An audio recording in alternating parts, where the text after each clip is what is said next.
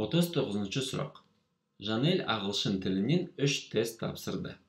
Оның жинаған орташа ұпайы 200-ден 160.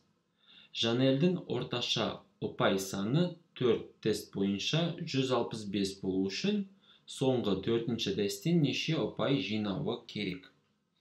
Жанель 3 тест тапсырды. Олардың осы тесттердің бізде балдар белгісіз, неше ұпай жинады әрбір тестте? Бірінші, екінші, үшінші тестте. Бірақ орташа ұпай белгілі.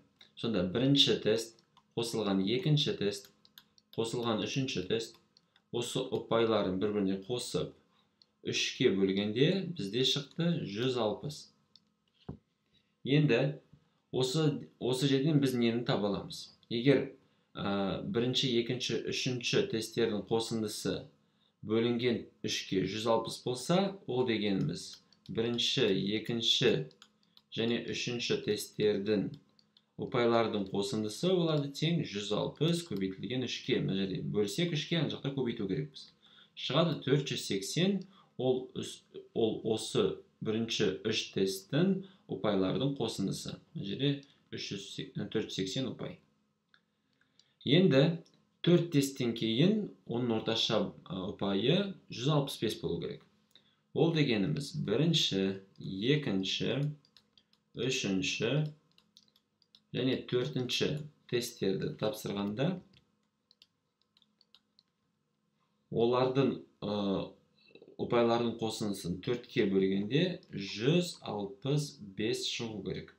Сонда осы ұпайлардың қосындысын табу үшін біз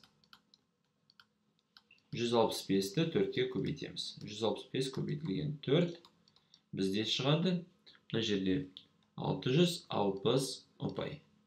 660 ұпай осы 4 тесттің ұпайлардың қосындысы болады.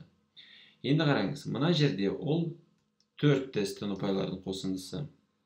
Ал мынау ол бірінші, екінші және үшінші тесттердің ұпайларын қосындысы. Бірінші 3 тесттің ұпайларын қосындысы.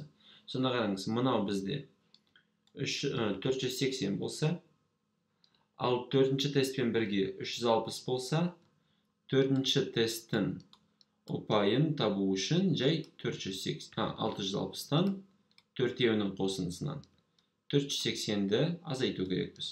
Және бізде шығады 180 ұпай, ол бізде Жанельдің 4-ші тесттен жинау керек ұпай саны. 180 жауаптарының ішінен іздейміз. Б жауабы 180 ұпай бізде дұрыс.